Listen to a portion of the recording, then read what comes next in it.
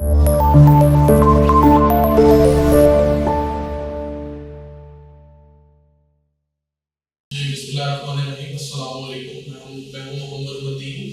हम डिस्कस कर रहे हैं computer science 9th class new book chapter number 3 और लेक्चर नंबर 28 आज का। और उसमें हम जो डिस्कस करेंगे वो हम डिफरेंट एग्जांपल्स को सिंपलीफिकेशन एग्जांपल्स जो आपकी बुक में पेज नंबर 61 है। तो इस लेक्चर के अंदर मैं गुजारिश ये करूंगा कि कोशिश करें कि आप सारे बुक्स को अपने पास रखें ताकि जब हम एक्सप्रेशन को रिजॉल्व करें, जो हमने डिफरेंट फार्मूलाज को, डिफरेंट बूलियन लॉज को डिस्कस किया है पेज नंबर 60 के ऊपर, हमने डिफरेंट लॉज को डिस्कस किया है, उनको इंप्लीमेंट करने जा रहे हैं आज। और वन बाय वन हम उन लॉज को देखेंगे कि हमारे पास वो लॉज क्या है और किस पर्पस के लिए इस्तेमाल होते हैं। देखिए, सबसे पहले हमारे पास जो एक्सप्रेशन है वो आपके पास यहाँ पे जो लिखा हुआ है, इसको हमने सिंपलीफाई करना है।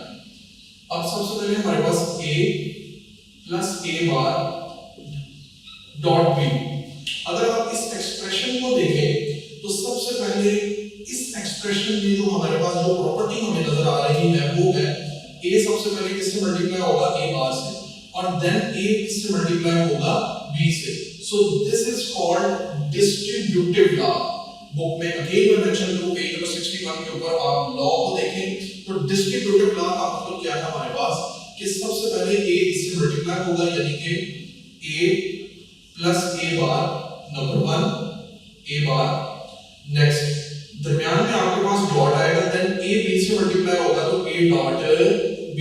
तो ये कौन सा लॉ हमने लिखा, ये इंप्लीमेंट हुआ डिस्ट्रीब्यूटिव लॉ। ये हमने यहाँ पे इंप्लीमेंट कर दिया। अब हम नेक्स्ट देखते हैं कि एक्सप्रेशन को मजीद हम कैसे इवैल्यूएट कर सकते हैं। तो हमने एक लॉ पढ़ा था कॉम्प्लीमेंट लॉ। कॉम्प्लीमेंट लॉ का मतलब क्या था कि a plus a bar is always equal to 1। किसके इक्वल होगा, 1 के इक्वल होगा। ये हमने कहां पे पढ़ा था, कॉम्प्लीमेंट लॉ में। तो आपके पास a डॉट b ऐसे आ जाएगा। और नेक्स्ट आपके पास जब आप इसको इससे ये कौन सा लॉ हमने इंप्लीमेंट किया, ये लिखना बहुत जरूरी है। ये नाम यहां पे लिखेंगे कॉम्प्लीमेंट लॉ, ये हम यहां पे मेंशन करेंगे।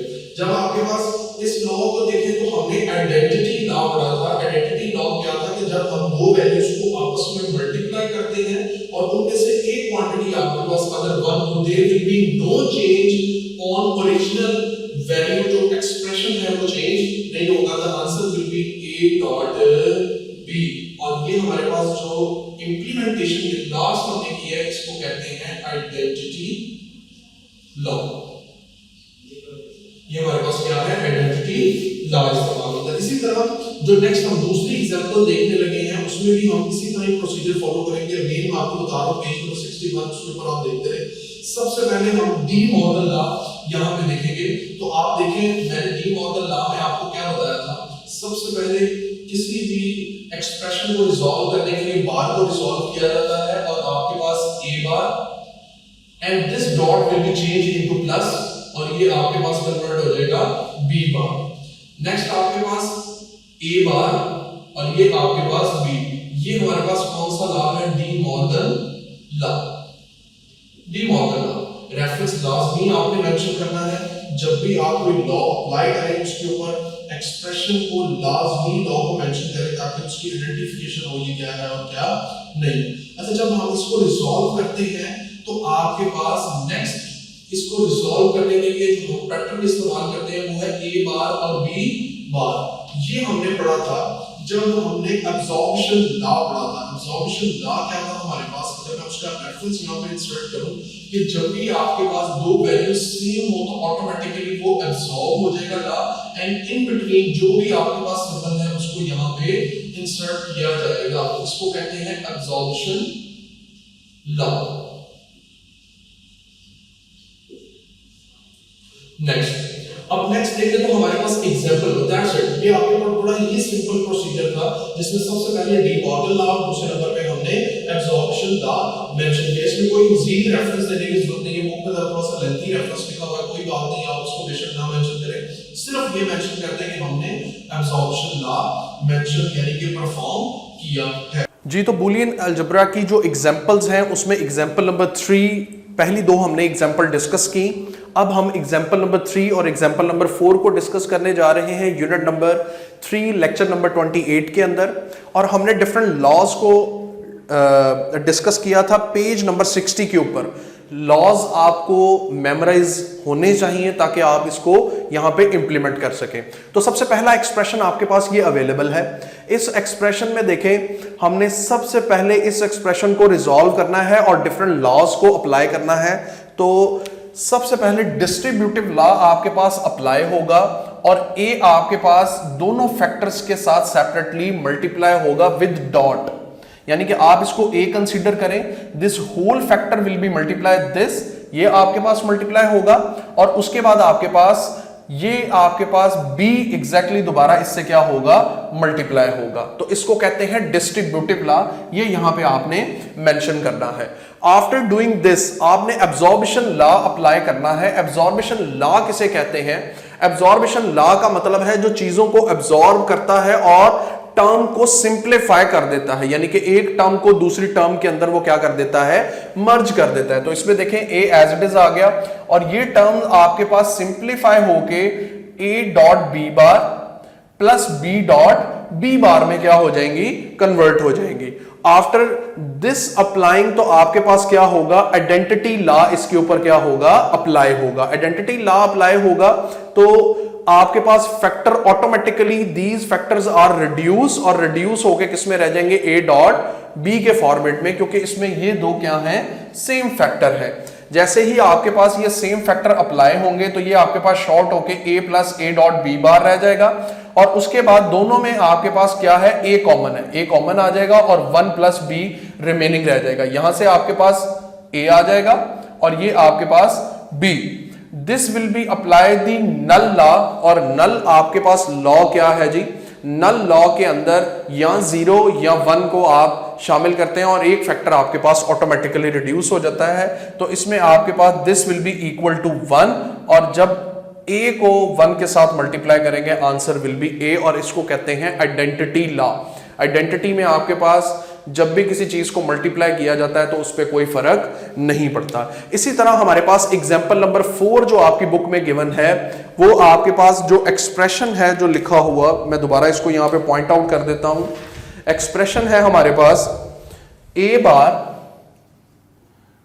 Plus b, a bar plus b, उसके बाद dot a plus b bar and this will be whole bar. ये किसके इक्वल है, होल बार के। तो सबसे पहले इसके ऊपर डी मॉर्गन लॉ अप्लाई होगा और डी मॉर्गन लॉ से आप ऊपर वाला जो बार है उसको रिजॉल्व करेंगे। And as you know that double bar आपके पास किसके इक्वल होता है, ए के। अगर मैं यहां पे मेंशन करूं तो आपके पास A double bar is equal to A, तो वो किसके इक्वल होगा, ए के। तो ये आपके पास बी बार आ गया और बाकी वैल्यू एज इट इज आपके पास अप्लाई होगी। नाउ अगेन हम डिस्ट्रीब्यूटिव लॉ अप्लाई करेंगे तो ये कंप्लीट मल्टीप्लाई होगा। डिस्ट्रीब्यूटिव लॉ में ये इससे मल्टीप्लाई होगा और ये इससे मल्टीप्लाई होगा। जैसे ही आपके पास ये मल्टीप्लाई होगा दो टर्म्स जनरेट हो जाएंगी। इन दो टर्म्स को आप जब सिंप्लीफाई करेंगे तो this will B same value, तो आपके पास ए डॉट बी इंटम पोंटेंट लॉ आपके पास इनको सिंप्लीफाई करेगा, ए डॉट बी बार हो जाएगा और a dot B bar again repetition में सेम वैल्यू है तो बी बार आपके पास एज इट इज आ जाएगा।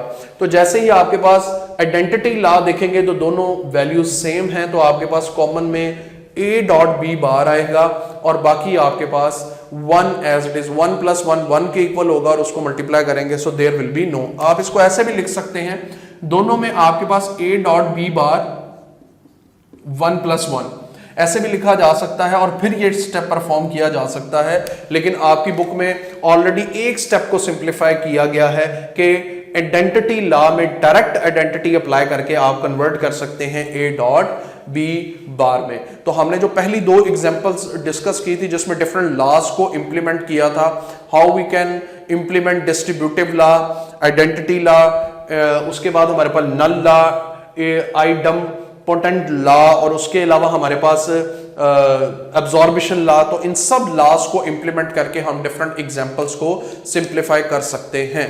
इससे पहले हमने दो एग्जाम्पल्स को सिंप्लीफाई किया, अब हमने एग्जाम्पल नंबर 3 और एग्जाम्पल नंबर 4 को यहाँ पे सिंप्लीफाई किया है। किसी भी बूलियन अलजबरा को सिंप्लीफाई करने के लिए डिफरेंट लॉज की मदद से हमने उनको एवेल्युएट किया है।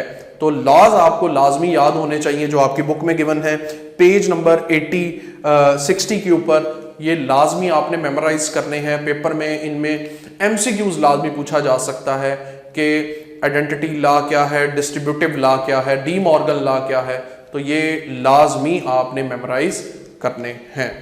Thank you very much.